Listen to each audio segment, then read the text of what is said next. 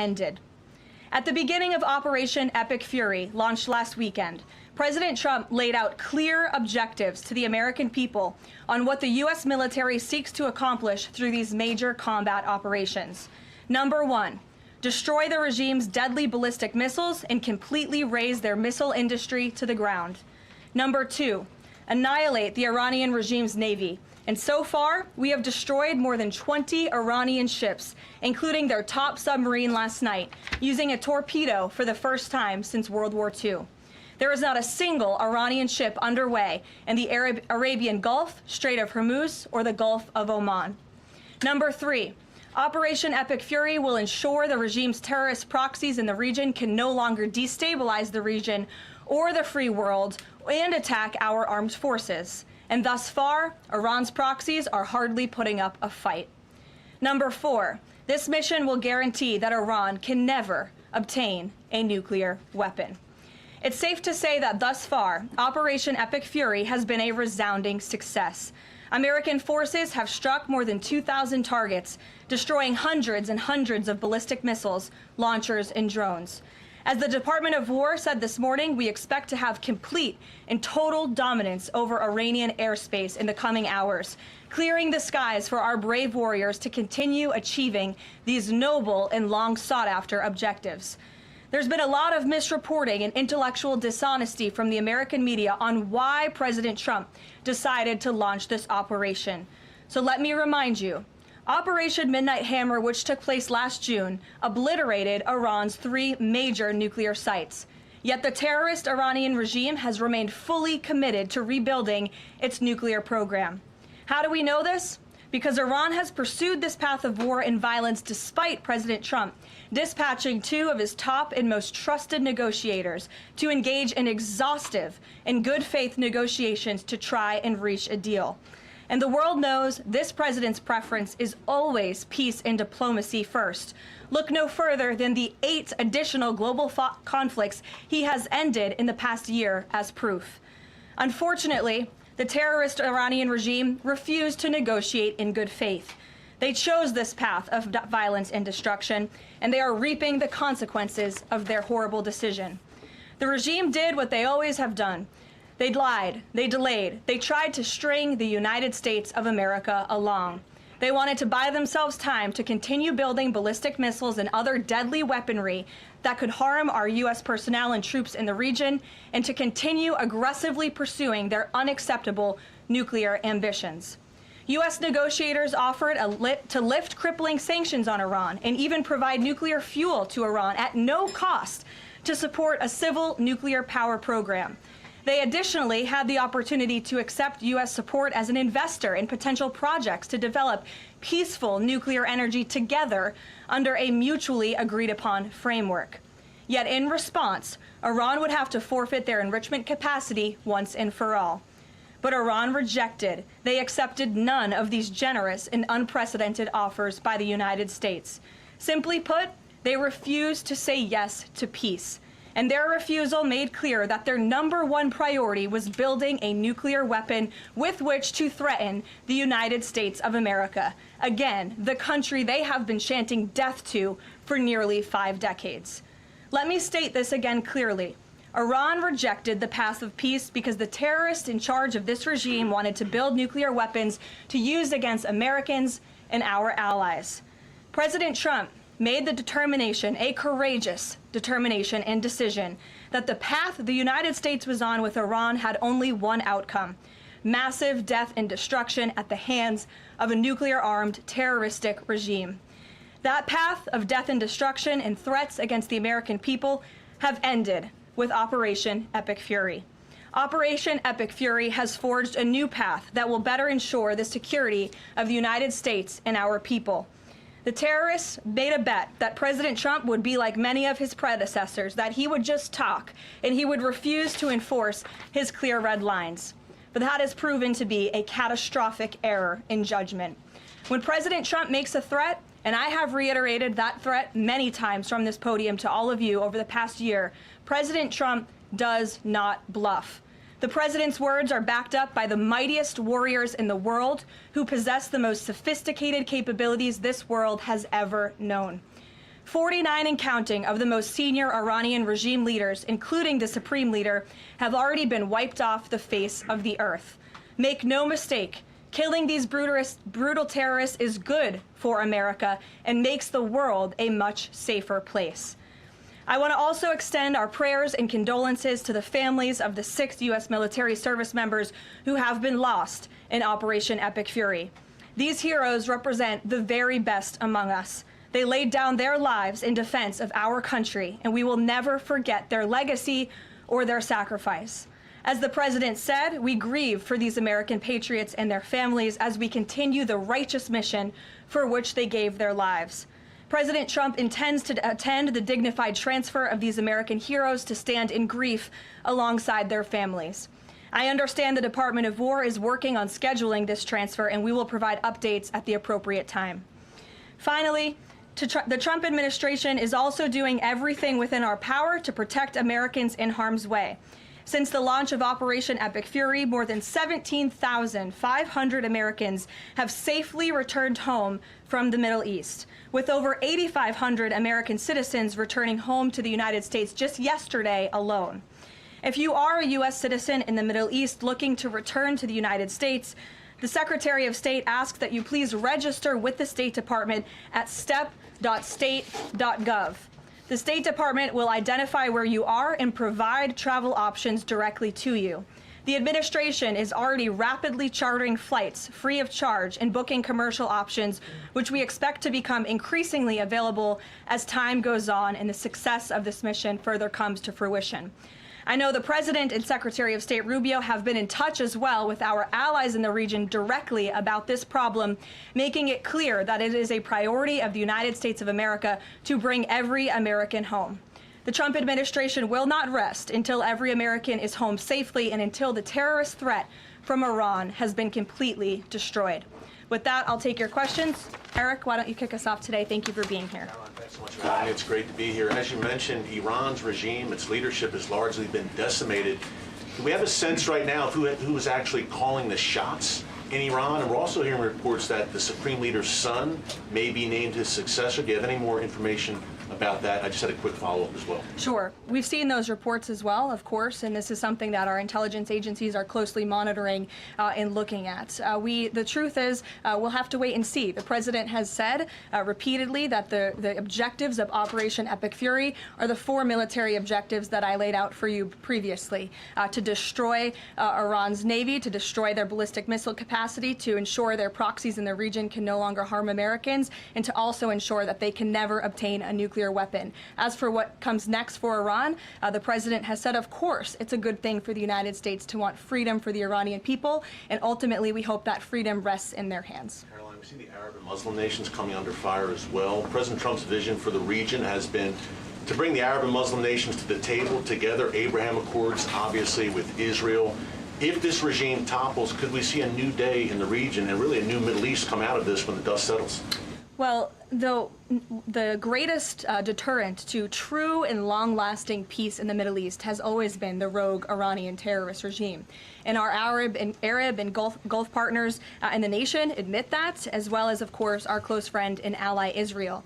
We have seen all of the Arab partners in the region come together during this time on the phone with President Trump, many of them commending him for this bold and brave action to protect American troops and our bases in the region that are housed in many of these Arab and Gulf states. And I know that many of these regional partners are contributing their air defense capabilities as well: Jordan, Bahrain, Saudi Arabia, the UAE, Qatar, Kuwait, and the president continues to be engaged with all of them.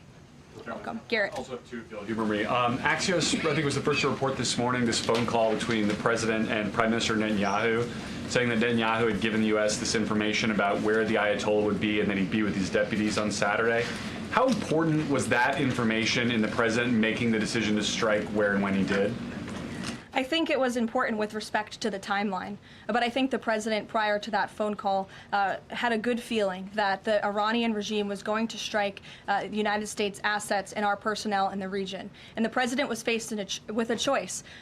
Does the United States of America use our military and our capabilities to strike first, to take out this threat that has been threatening our country and our people for 47 years, or is he going to, as commander-in-chief, sit back and watch as the rogue Iranian regime attacks our people in the region? That's obviously an unacceptable decision. For the second choice there is unacceptable to the president, which is why he made this decision.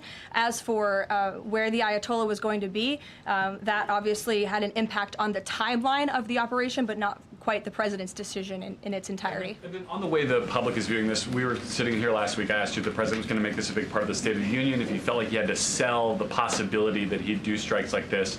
We're now 5 days on. He hasn't done kind of the traditional speech to the nation part of it. Does the president believe the country supports the actions that he's taken so far in Iran? I think he does, and I think the president knows the country is smart enough to read past many of the fake news headlines produced by people in this room that this action was unjustifiable. Again, this is a rogue terrorist regime that has been threatening the United States, our allies, and our people for 47 years. And the American people are smart enough to know that. And they've also been smart enough to listen to the president himself, not just over the past year in this second term, but during his first term as president, and also for the past 40 years of his life. This is a president who has been remarkably consistent on this issue, that Iran can never obtain a nuclear weapon. And the president tried peace through diplomacy, exhaustively and extensively. He and his team gave it their best go, and the president ultimately came to the determination of that peace was not a pursuable path. The Iranian regime, they want death, they want destruction, they want to kill Americans, and that's unacceptable to this president. It's intolerable to him as commander-in-chief. Jackie. Thank you, Karoline. Obviously seen the update from the State Department on the 17,500 Americans that have already come back, including some 8,000 just yesterday. There are still 6,000 that are looking to get out, as I understand it. And just in the context of what you just told Garrett about the president's decision on a timeline, if he had decided to do this strike before receiving, the specific intelligence about the meeting on Saturday, should there have been more done in advance of the strikes to try to get those Americans in the region resources and information to get home before day 3 of the war? There was many signs put out by the State Department, and I wish that everyone in this room would report on them. The Secretary of State issued level 4 travel advisories dating back to January for many of these countries in the region. On January 14th, the U.S. mission to Saudi Arabia advised personnel and Americans to exercise increased caution and limit non-essential travel to any military installations. On February 11th, the U.S. Department of State Consular Affairs shared a list of countries with level 4 do not travel advisories. You can't be much more clear than that. Do not travel to these following countries. On February 23rd, the U.S. Embassy in Lebanon ordered non-emergency government personnel and family members to leave Lebanon due to safety risks, and we helped them do that. On March 2nd, the State Department urged U.S. citizens to depart Lebanon immediately. With respect to Iran, on February 27th, the Secretary designated Iran as a state of sponsor of wrongful detention and stated no American should travel to Iran for any reason. And again, on February 27th, the U.S. ambassador to Israel warned Americans to leave Iran, and they provided travel advisory alerts through the U.S. Embassy in Jerusalem. So the State Department was all hands on deck on advising extreme caution and do not travel alerts to Americans in the region. With respect to the Americans who are still in the region now, again, the State Department is asking that they register at the website so they can directly identify you, and we are actively and rapidly working to charter flights.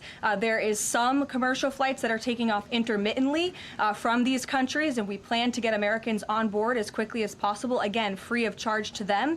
And we have some additional measures that I think will be announced in the coming days. Again, I can also reiterate from the president's perspective, this is something he's brought up directly with our allies and partners in the region, that we expect their help in getting Americans home, and we will do that, and we will not rest until every single American is returned home safely. Thank you. And then one follow-up just on how people might be experiencing this at home. With respect to the economy and the cost of oil spiking, is there a need to start those Navy escorts in the Strait of Hormuz now to sort of blunt the impact to people? And also, because Spain is a member of the EU, does that at all put a wrinkle in the president's plan for a trade embargo with them? With respect to Spain, I think they heard the president's message yesterday loud and clear, and it's my understanding over the past several hours they've agreed to cooperate with the U.S. military, and so I know that the U.S. military is coordinating with their counterparts in Spain, but the president expects all of our European allies, of course, to cooperate in this long sought-after mission, not just for the United States, but also for Europe, to crush the rogue Iranian regime that, again, not only threatens America, but also threatens our European allies as well. With respect to oil prices and the economy here at home, of course, this is something that Secretary Bessent, Secretary Wright, the National Economic Council of Energy, that is led by Secretary Burgum, has been long working on and well in advance. Yesterday, President Trump announced the U.S. Development Finance Corporation will provide political risk insurance at a very reasonable price for crude carriers and cargo ships operating in and around the Gulf. And as you pointed out, Jackie, the president said if necessary and when appropriate, the U.S. Navy will begin escorting tankers through the Strait of Hormuz. I think it speaks to why this action was so necessary, that ultimately the energy industry is going to benefit from the president's actions with respect to Iran, because Iran will no longer be controlling the Strait of Hormuz and restricting the free flow of energy, which, as you all know, controls 20% of the world's global oil supply. Sure. Thanks, Karoline. The president said yesterday there wasn't time to make evacuation plans because this all happened so quickly. Given how critical the president has been of the chaotic evacuation from Afghanistan by the last administration 5 years ago, why wasn't there more of a focus on evacuation plans from the Middle East that could have been at least put in place, ready to go before the strikes this weekend? Again, I just laid out for you that there have been plans in place and that the State Department has been very clear to the American people traveling within this region not to travel to these regions. We gave notices to leave immediately the countries where these Americans were within. And unlike the previous administration, we actually have a number. We actually have identified the number of people in the region who have requested help. We are in direct contact and engagement with them. And you have to keep in mind, there's a few thousand people who have requested assistance to come home in comparison to the millions who we understand are in the region. So we will help every single American who wants to come home if they're making that request of the State Department. But Americans who called the State Department hotline as recently as last night were being told, we can't help you, you have to make your own plans. Well, the line was updated, and I expect every single person in this room to report on that accurately, so that information can be relayed appropriately to your audiences and to the American people. I think as journalists, you all have a responsibility to let them know that the line has been updated accordingly with the proper guidance, because I saw many people in this room very quick to do selfie videos with the line yesterday, but not so quick to report on the corrected message today. So that is something the administration quickly worked to address, and we have fixed that problem. However, we're also pointing to people to the website, again, to register so that we know exactly where you are. So when there are commercial flights moving into that area, when there are chartered flights moving into that area, we can get Americans on planes as quickly as possible. Do you have any details on how many charter flights have been able to get out of the region so far with Americans on board? I don't have an exact count for you, but I know that we're working on chartering many flights. As soon as we were doing it yesterday, we're doing it again today. And you should not expect us to detail exactly when these flights are taking off for obvious reasons.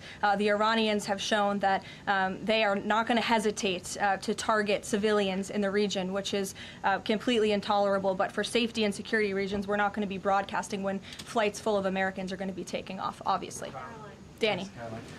At the top there, you said that the Iranian regime is being absolutely crushed. Can you explicitly say then whether or not regime change is a goal of President Trump's operation? The goals of this operation have been made very clear, Danny, and the president has said them in his speech when he launched this operation and released that video in the middle of the night to all of you and to the world. The stated military objectives of Operation Epic Fury are as follows. eliminate Iran's ballistic missile threat, destroy their naval capability, disrupt missile and drone production infrastructure, sever their pathway, and end their pathway to nuclear weapons. And I can report, as you all saw from the Pentagon today, that thus far this operation has been remarkably successful. Again, we're moving towards complete and total control of Iranian airspace. We have continuous 24/7 strike operations ongoing. We've had more than 2,000 targets that have been struck. Nearly 2,000 munitions have been employed. The first 24 hours of this campaign were described nearly as twice the scale of the 2003 shock and awe campaign. And we've seen that the enemy, the Iranian rogue regime, their retaliatory strikes against the United States and the threat reduction has reduced significantly. If you look at the Iranian ballistic missile launches, they're down 86% from day one levels. So while the United States military continues to increase its complete dominance over this rogue regime, they are weakening day by day.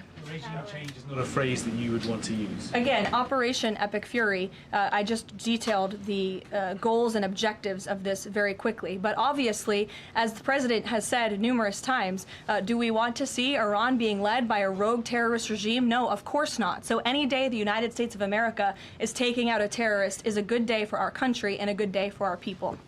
So, given that point that you just make about the United States wouldn't mind seeing the government overthrown, certainly President Trump has talked about wanting to see Iranians overthrow the government. Has the president considered at all kind of how he views a U.S. role, if any, in Iran post-conflict? I think it's something the president is actively considering and discussing with his advisors and his national security team. But again, right now, the focus, minute by minute, hour by hour, day by day, is on ensuring the quick and effective success of Operation Epic Fury. Sure. Go ahead. I want to ask you about the U.S. munition stockpile. I don't even know who's speaking because I wasn't looking at you. But you can ask a question and then I'll go to you. Karoline, I want to ask you about the U.S. munition stockpile. President Trump posted on Truth Social on Monday that the U.S. still has a good supply of weapons, but that we're not where we need to be. What does he mean by that? And does President Trump then want to ask on Congress to pass a supplemental to increase funding for missile interceptor systems like the ones being used to defend U.S. bases in the Middle East from Iranian missiles?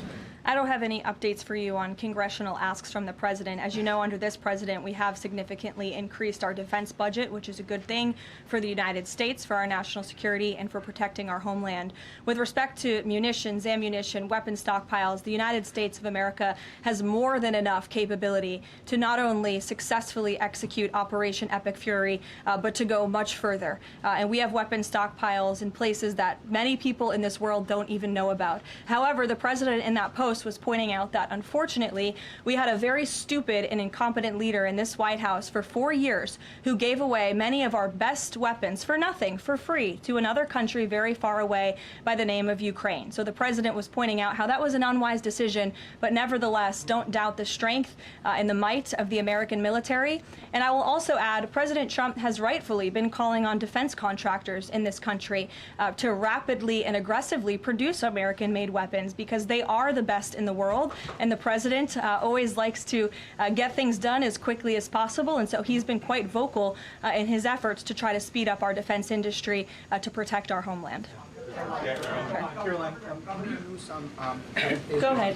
Karoline, could you tell us about the president's current thinking about ground troops and whether they could be used, if they were to be sent into Iran, what would they be used for? What's the situation of that? Well, they're not part of the plan for this operation at this time, but I certainly will never take away military options on behalf of the President of the United States or the Commander-in-Chief, and he wisely does not do the same for himself. I know there's many leaders in the past who like to take options off of the table without having a full understanding of how things could develop. So again, it's not part of the current plan, but I'm not going to remove an option for the president that is on the table. Sean.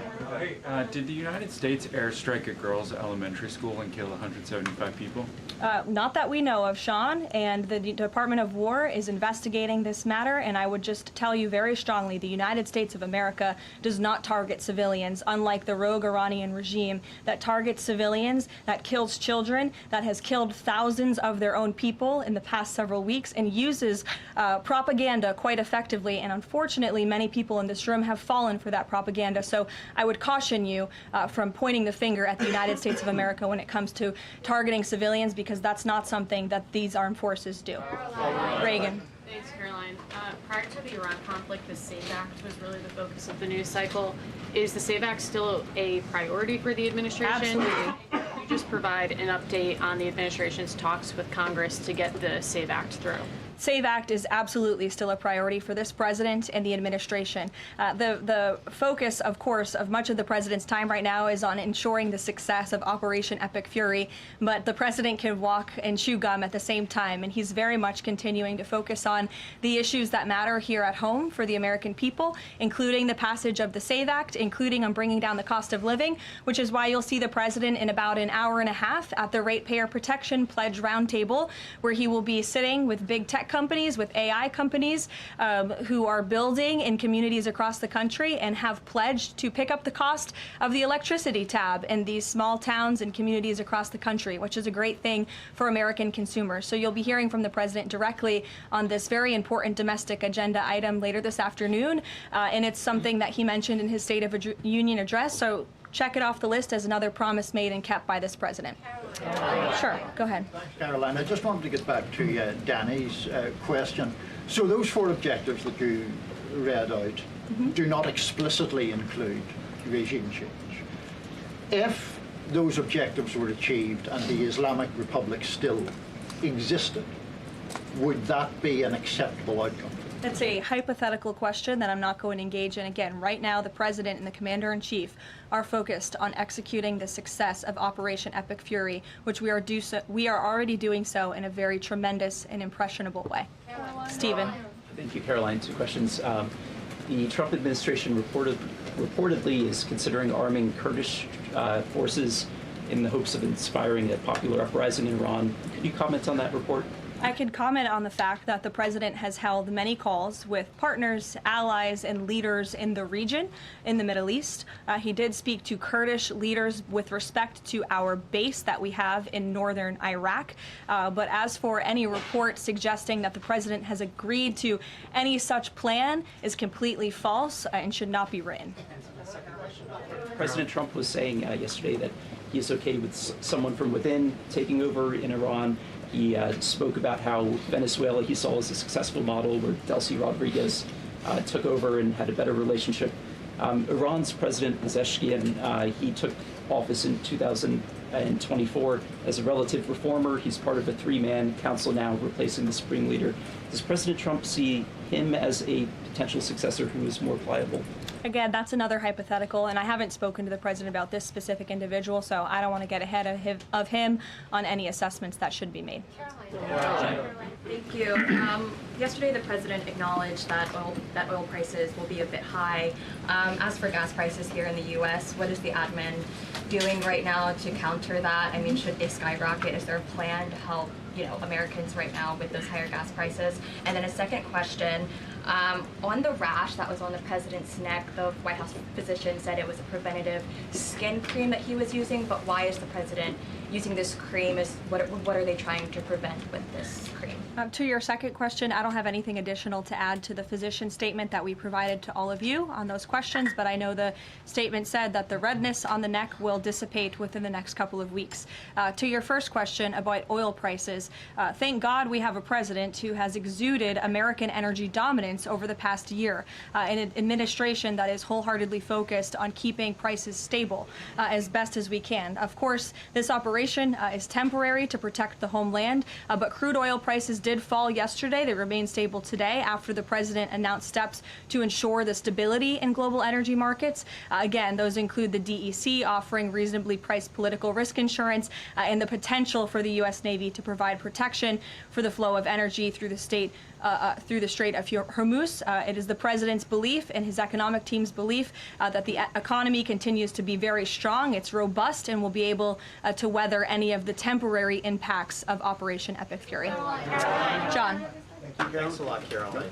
Just to follow up to that, the timeline for making the Strait of Hormuz safe for oil tankers to transport their oil through the strait, what is that timeline and what can the president do to speed up that timeline? I don't want to commit to a timeline, but certainly it's something that is being calculated actively by both the Department of War and the Department of Energy. They're working very closely.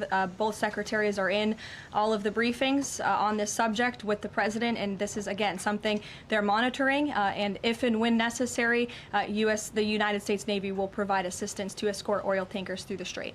Karoline. Sure, in the blue. Thank you, Caroline. You're not in blue, Andrew. Go ahead. Yeah, thank you. Well, I guess you are, sort of. I'll go to you after. You had mentioned about the commercial aircraft being used for the evacuations. What about the use of military aircraft? Would that happen in conjunction with that or subsequent to? That is something that is definitely underway, and of course we're going to use that in conjunction. We want as many planes, whether they're chartered, commercial, or military, taking Americans out of the Middle East and returning them safely home. So yes. Andrew, go ahead. You're welcome. At the top of the briefing, you listed a long list of grievances against the Iranian government, going back to the takeover of the embassy in '79, barracks bombing in the 80s, etc. But no one from the administration has laid out the imminent threat that was supposed to be taken care of by this. And the rationales offered by, say, Secretary Rubio, the President's National Security Advisor, said that the threat was retaliation against American interests from Iran after Israeli strikes. The president says it was his own feeling that Iran was going to attack.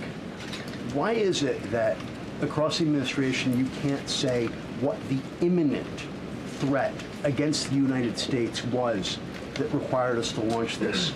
And also, Prime Minister Starmer told Parliament today that his reason that he didn't allow the use of British bases was that he was not satisfied that there was a lawful basis and a viable, thought-through plan. Was there an attempt to provide the UK government with a legal basis for these strikes and a viable, thought-through plan? To the first question, I completely reject the premise of your question. You have had the President of the United States, the Secretary of War, the Chairman of the Joint Chiefs, the Vice President of the United States, the Secretary of State, and now I am out here today to explain to you exactly what led the President to make the decision to launch Operation Epic Fury. And President Trump does not make these decisions in a vacuum.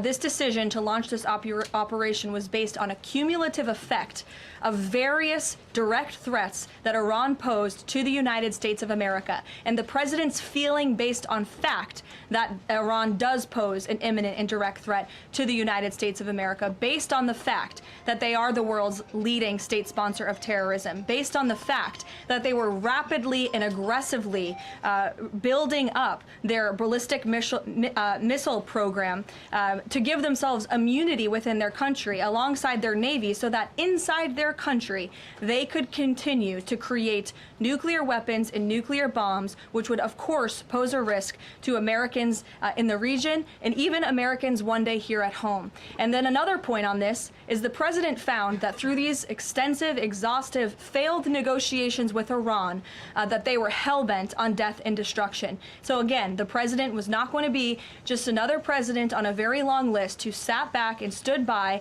and passed the buck of this direct threat to the next administration. The President had a feeling, again, based on fact, that Iran was going to strike the United States, was going to strike our assets in the region, and he made a determination to launch Operation Epic Fury based on all of those reasons. And I would like the media to actually report on all of them, rather than just picking sound bites from one person in this administration and saying, oh, they're contradicting the other person. No, again, these decisions are not made in a vacuum. They are made by the President's feeling that Iran was going to strike the United States and our assets in the region, and he was not going to sit back and watch that happen. The determination was made that the President was going to strike first alongside Israel, and that has obviously been proven to be the right decision and an effective one at that. Libby, go ahead. Thank you, Caroline. A two-part question for you. First, has the President spoken with the family members of those U.S. service members that were killed? Second, given what you've outlined throughout this entire briefing, I mean, the United States has sunk a bunch of Navy ships. We've hit all of these targets. What can Americans expect the goal to be moving forward now that the U.S. has accomplished all of this? What is victory, given we've even taken out Iran's supreme leader? That was an explicit goal of this. Again, victory will be determined by the commander-in-chief once the goals and the objectives that we have repeatedly laid out are fully realized. Again, we just, in the next few hours, will be achieving that dominance over the skies, which means the United States military will be raining missiles and weapons down on Iran to hit these specific targets that have been identified as crucial to take out by the Department of War. Karoline. Sure, John. Thank you so much, Caroline. Has the U.S. posture changed in regard to a nuclear North Korea, given the latest strikes on Iran and the fact that the stated goal is to make sure that Iran is not a nuclear country? I don't have any change in position with respect to North Korea today. Thank you. A quick follow-up. There's been reports that Ali Khamenei's son has been elected as the next supreme leader. Does the administration think that he is a part of the same regime as his father? Would they like people in the country to rise up and get him out of power? There's reports he's been elected or that he's assuming to be elected. One of the likely options. Pardon me, what was that? That he's one of the likely options or that he has been elected. Okay, so we'll wait to confirm until someone actually is elected. Caitlin. You just mentioned that the president is going to attend the dignified transfer for these families. Given what Secretary Hegseth said this morning, is it the position of this administration that the press should not prominently cover the deaths of U.S. service members?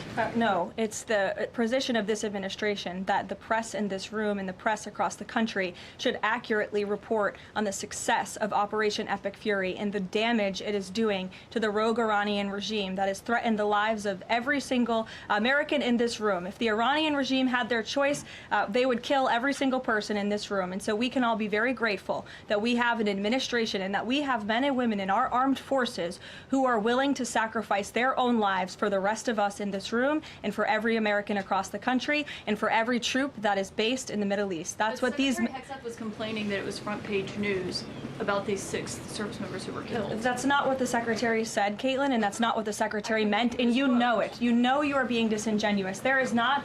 We've never had a Secretary of Defense who cares more... Drones get through or tragic things happen, it's front page news. I get it, the press only wants to make the president look bad. Yeah, As you know, we cover the deaths of U.S. service members under every president. The press does only want to make the president look bad. That's a fact, especially you. No, listen to me.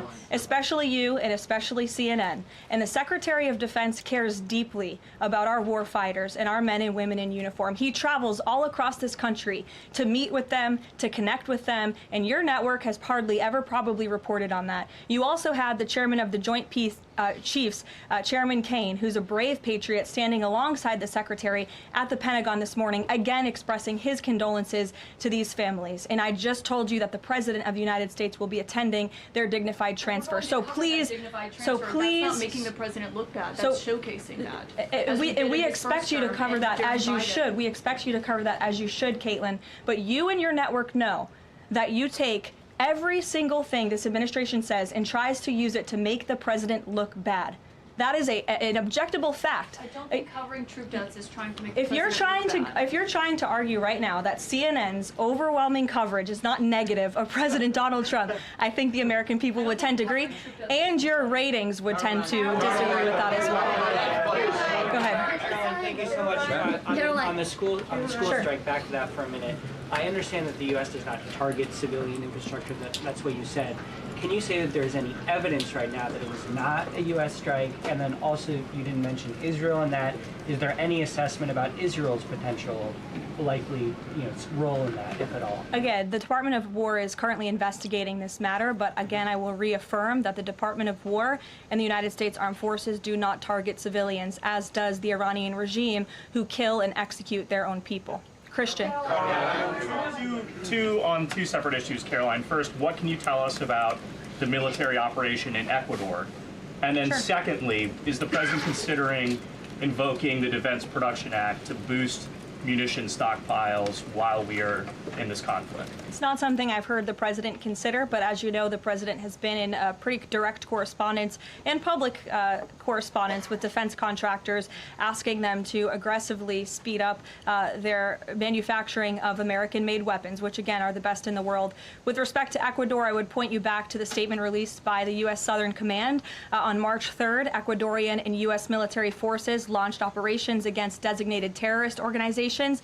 These operations are a powerful example of the commitment of partners in Latin America and the Caribbean to combat the scourge of narco-terrorism. And together, we are taking decisive action to confront narco-terrorists who have long inflicted terror, violence, and corruption on citizens throughout the hemisphere. And with on that, I would also add that this weekend, I'm pleased to announce, the President will welcome the heads of state from 12 nations across our Western Hemisphere in Miami, Florida on Saturday. The point of this newfound Latin America summit is to promote freedom, security, and prosperity in our region. The following countries will be in attendance: Argentina, Bolivia, Chile, Costa Rica, the Dominican Republic, Ecuador, El Salvador, Honduras, Panama, Paraguay, Trinidad and Tobago, and maybe some others as well. And the President will be speaking with the leaders of this country who have really formed a historic coalition to work together to address criminal narco-terrorist gangs and cartels and counter illegal and mass migration into not only the United States but the Western Hemisphere, which remains a key and top priority of this President. Thank you very much, everyone, and you'll see the President yourselves in an hour. Thank you, Karoline. Thank you, Karoline.